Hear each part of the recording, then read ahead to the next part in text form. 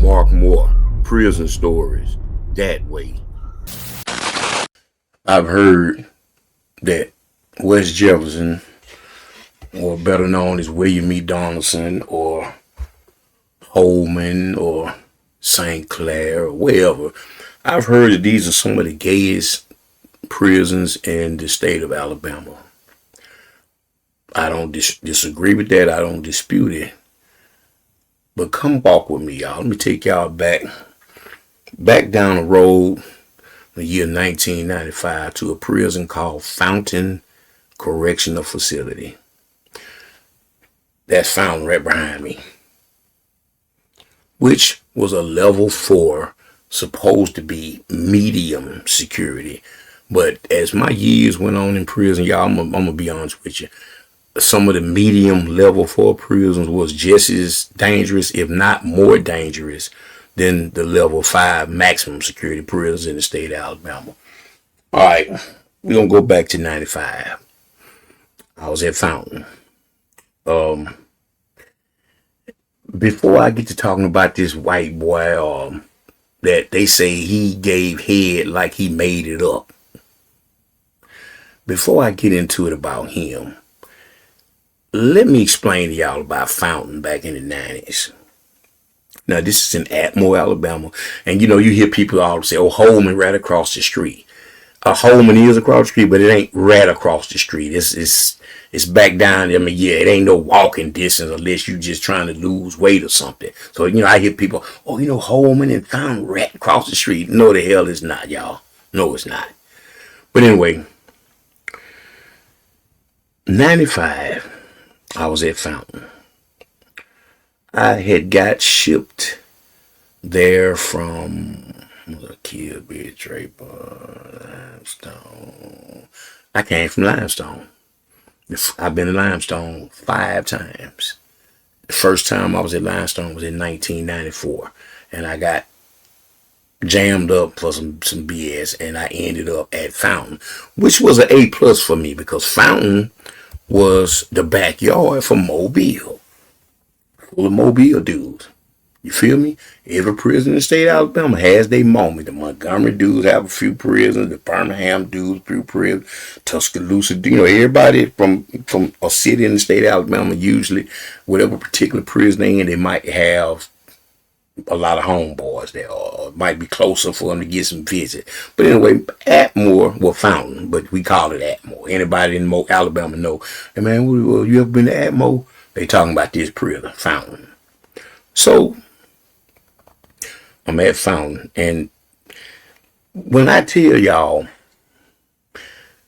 Fountain was like no other prison in the state of Alabama back then, as far as I know.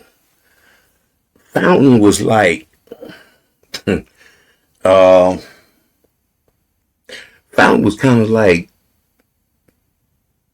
South Central and / Sodom and Gomorrah. For one, it was gay. It was a lot of gay stuff going on there. But the killing thing about it was there was no enforcement on what these he-she's could wear. I mean, you had some with finger waves.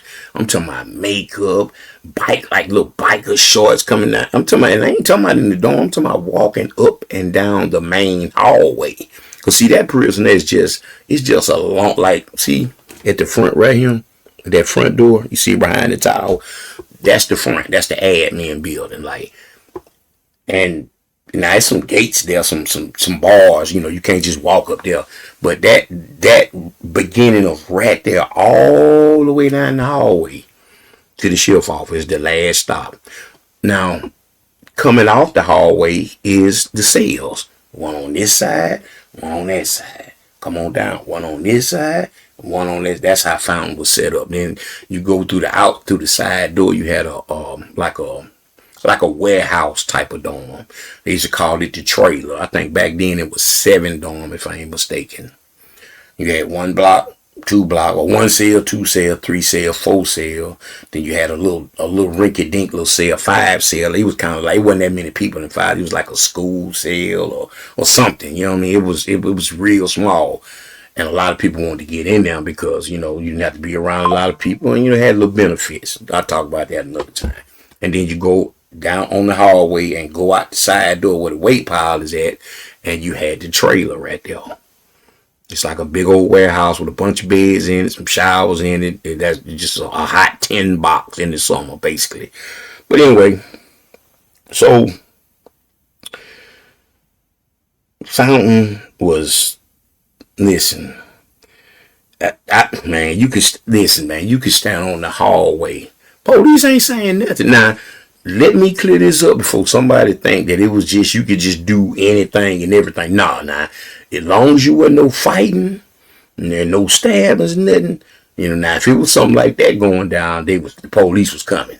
You feel me? They was coming. But other than that, they didn't really care what you did. Like, and it was blood central. You hear me? Now, it was some Crips down there, a few disciples. It probably was, but disciples, it was kind of deep back then everywhere. But it was a lot of bloods. This prison was the nest for bloods back in the 90s. You feel me? Like, it was a lot of them down there. And most of them was 6 Deuce Brim. Really wasn't no Pyrus, no bounty hunters, no Swans or Crenshaws, Mafia. It just really was most of 6 Deuce Brim. Now, you had a few other little, bloods there, but the majority was 6 Deuce Brims. So anyway, you could walk down the hallway with your bandana on your head, hanging out your pocket. I've seen dudes standing on the hallway drinking whiskey. I'm like, so I'm like, man, what the hell is this? Now, it was fun. Because I'm like, man, but I'm thinking to myself, like, man, what kind of prison is this? It was wide open. So anyway, when I first got there, I stayed in 4 cell, or was it 2 cell? But then I end up getting moved to the trailer. Ain't no cells there. It's just a big warehouse, open bed. Okay. I wanted to get out there for the simple fact, it wasn't really locked down like you was in the cells. You was kind of free to move, you know what I mean? And then, the weight pile was right there. So when the first yard opened up in the morning, and you want to get out there and lift weight, you going to beat everybody there. Because as soon as you come out the trailer, out of 7 on, step out the door, the weight pile right there to the left. Right there. So I wanted to get out there because at that time I was off into the little working out thing. And, everybody go through that when they first go to prison. Which I hadn't just got to prison. I'd been in prison a few years, but y'all get it. Anyway, so I moved out to the trailer. Now, I had already heard about it going on in the prison. That some of the officers was, but I'm like, I'm thinking, like, you're just talking, bro. But it was a white boy. And he didn't work the same dorm every time, but he would work out there in the trailer like 2-3 times a week. And he wouldn't be out there every night, but most nights he was on 3rd shift. I ain't gonna call his name. Kind of tall. He might have been about 5'10", maybe 6 feet, maybe. Kind of heavy set. Now, you couldn't look at him and directly identify him as being but those who knew, they knew. And like I say, in Alabama prison system, dudes talk too much. They tell and talk about everything. That's just the way it was in Alabama. I couldn't stand like, God, these dudes. It was pathetic. And it'd be some dangerous dudes. But they just talk too much. I'm like, God. So anyway, I moved out there in the trailer. So for about the first week, maybe week and a half, I'm just chilling. I don't see that. Because I used to be up at night, listen to my radio and shit. Excuse my language.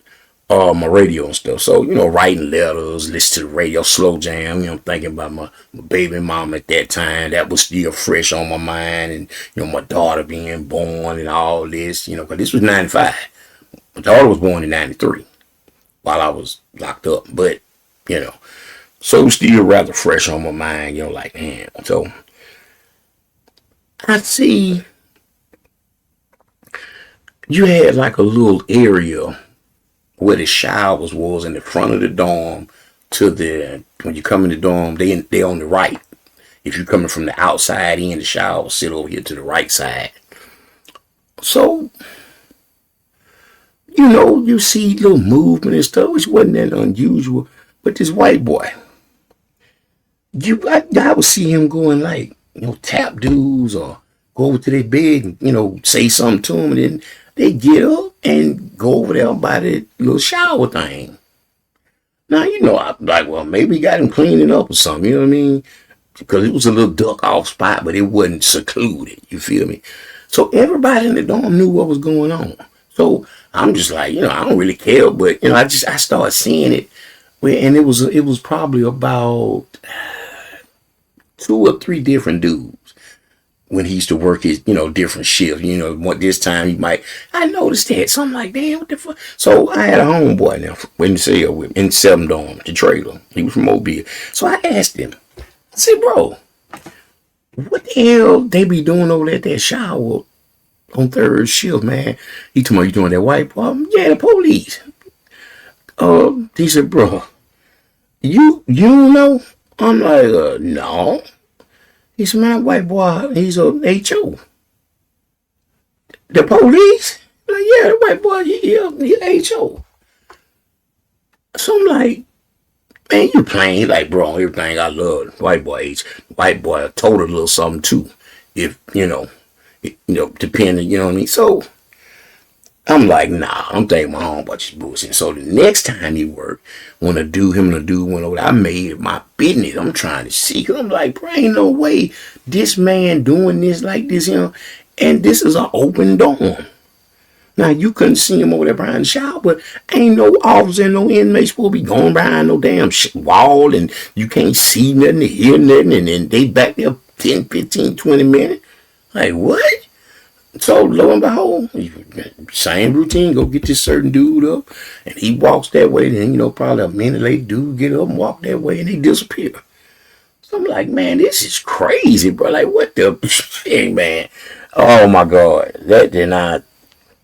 Fountain, it was super gay, but it was super dangerous.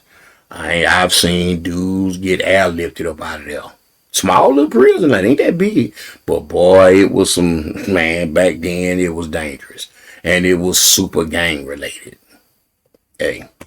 So, now, I used to wonder, I'm like, damn. Because you see these certain little dudes, like a few days later after they go back there with the police, they got Black and Miles. They selling Black and Miles. And back then, Black and Miles like a bag of coffee or whatever, a bag and a pack of kite or top cigarette.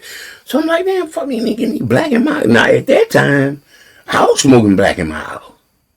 Because I was at Draper, and then I left Draper and went to Limestone, and I wasn't on the cigarette. I was on the Black and Miles. So I would be buying them from dudes. But they said, give me one of them, buy one of them black, bro. You know what I mean? I would just smoke my shit, put it out. A few minutes or a little later, fire back up. It was expensive, I know y'all won't understand, but a bag of coffee is a lot for a cigar. In Peru, bag of coffee, that's like, back then was like 6 items, So, probably about 2 or 3 more weeks go by. So now I put it together. I'm like, okay. So they going back there in that shower doing some little kinky dinky stuff, and he bringing them stuff that was considered to be contraband.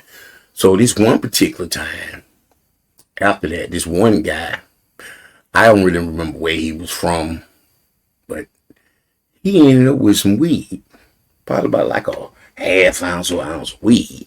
And one thing about prisons in Alabama, when they fired up, man, like dudes can smell that bud all over the prison. It's because it ain't there often, so it just smell it. Dudes like, man, who got that green? Oh, they running around with brown bag with 10, 15, 20 bags of coffee and a cigarette. They trying to get high. I used to sit back, and that wasn't just at this particular period. That was it all over the system. When that green come in, man, them dudes everybody run around like chickens with their heads cut off. But I didn't care because I didn't smoke weed. You feel me? So it didn't, If anything, I would try to get a hold of me a little something to, sell it to somebody, make me a few little cookies, soups, coffee, cigarettes, whatever. But anyway, So, dude, he booming the green. He booming it. He slaying like he on the street. Dude's pulling up. So I'm sitting there watching. Like, okay, you know what I mean? I get it. Um, Probably a few days after this, the police was there that night. He took another little dude. He hit another little dude big. It was kind of and walked off. They already had their little signal thing down. So he didn't even standing there too long. He just kind of walked by and say a little something. Here going on. And like I say, about a minute and a half later, dude would get up and go in the same direction to this secluded spot over there behind the shower wall. Now, I know this may sound crazy to some of y'all, and I've seen it a million times in prison. Dudes will get jealous. Yeah. Dudes would get real jealous in the state of Alabama if somebody getting something that they was getting, or somebody getting something and they ain't getting no more. It's a lot of jealousy and envy in the Alabama Department of Corrections. I mean, dudes are getting mad at you about a bed that they want, or a job that they wanted, or man, all kind of BS. I mean, y'all be surprised. It's a real envious place with a lot of jealous dudes. You feel me? So I guess the other little dude felt some type of way. I guess he felt some type of way. So, cause he keep getting up off his bed and walking. Now he wouldn't go in there, but he would just keep walking by. And I'm like, what this fool thinking? Cause ain't nothing up here but the front door. And if you go out that door at night, there was a tower right there. Man, they would have filled him. He would have been looking like a piece of Swiss cheese. So I'm like, but he keep walking. I'm like, what is this dude doing? The whole time, but he kind of looking over there. So he felt some type of way. I guess it was supposed to be his night. Feel me? I guess so. He wasn't supposed to be messing with nobody or whatever. What a dude and caught feelings, and he don't want the white boy messing with nobody but him. I would call his officer name, but I ain't. But now, I know he don't work there no more because after what happened, he gone. But I don't know if he's still alive, and then his name really isn't important, for real, for real. So, breakfast time came. And, everybody getting up going to breakfast. Majority of people. Some will lag, be slow coming up out of it. So, I was one of the first ones, because I was hungry and I was trying to go and get it and eat and get on back so I can go to bed because I've been up all night, so I'm tired. I'm trying to be the first one in there and come on back to the dorm. You feel me? So everybody's still in there eating. So when I come back, the white boy and the other dude that was pacing in front of the little walkway up there by the front door, they was kind of like in a little, you could tell it was heated. They was trying to keep it, especially when I walked in and came through the door, but you could tell it was a heated conversation. So, from what I'm assuming, he was trying to check him or ask him, like, what you back there with that other, dude. I'm pretty sure that's probably what it was because it was heated. It was like a passion type argument. Heat of passion, like, you know what I mean? So, whatever the police told him, he went on, he did his hand like that. He went on, got in his bed. Everybody was coming back from breakfast. Go to sleep. Go back to sleep for a few hours. You get up for checkout time to go to the farm, the trade school, or whatever. You know what I mean? Checkout time in the morning. And the yard open, the weight pile, and everything. Everybody got to get out the dorms because the dorm cleaners got to clean the dorms. That was a Monday through Friday thing. Every day, all year, every month. That was it. Monday through Friday. So this the dude ended up, the one that he was messing with, he was messing with 2 or 3 of them, but the one that appeared to be jealous. Now, I don't really know if this was a play or was this really legit or whatever, but another officer came and said, come here, such and call her, come here, and come here, let me just go to your bed. So, Now, at this time back at Fountain, in them days, they wasn't just no random shakedowns like that. Police wasn't walking around. Man, they knew everybody in that prison had knives, dope, bandanas, tattoo guns, all type of stuff. You know, and they knew that. So I'm like, It was a twist to that because I found out later on it was all a play. But anyway, come shake him down. They happened to find some sugar, some yeast out the kitchen, and some raisins. You get stuff like that from the kitchen workers, and make you some whiskey. Now that stuff is lightweight. They don't lock you up for that. Not back then. You might get rolled up, man. If that. But they wasn't locking. But that particular time, they ended up talking about they went to threaten him, talking about they were gonna lock him up. So I'm sitting there watching the play. Matter of fact, me and the dude out of the movie, we sitting on the table playing domino. But when this started training, we watching because everybody knew in the dorm knew. You know what I'm saying? It was some friction with this dude and these other two dudes, or this one dude particularly, and the white boy. So I'm like, you just watch stuff. You see stuff. I mean, prison, everybody watch and see and want to know because you in a place where it's boring. You want to see something, hear something, because prison is a boring, lonely, depressed place. So anyway, they tell him that pack it. Oh man, get your stuff. Come on. They're taking your locker. So now he's like, man, lockers, what? Whoa. So like, man, get your stuff. Let's go. Now, they took him to the shift office. From my understanding, they took him to the shift office, and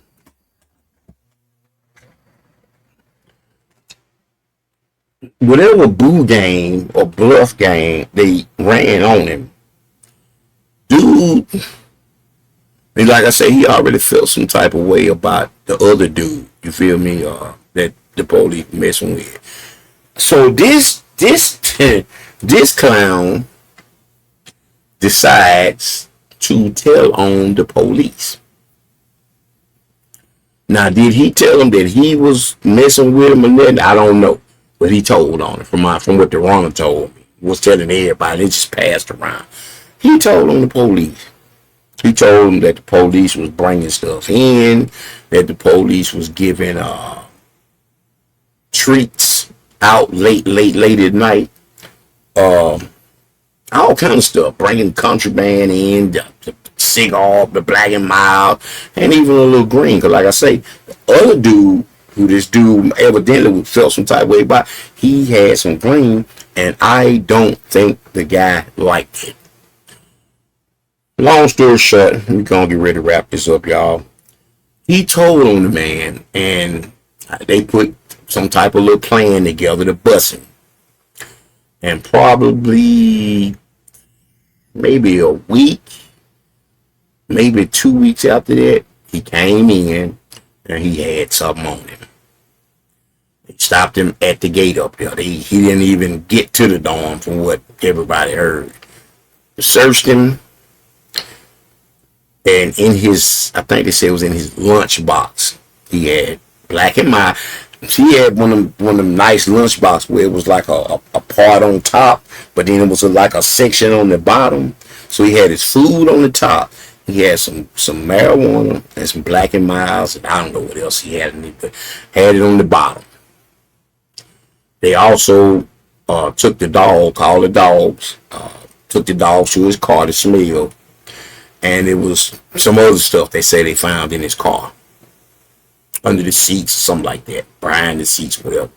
So, when I tell y'all that just because dudes be in prison, they solid, or they won't tell, man, I can go back through the years, and man, I can think about so many dudes that can fight, that would poke you up with that knife, all types of stuff.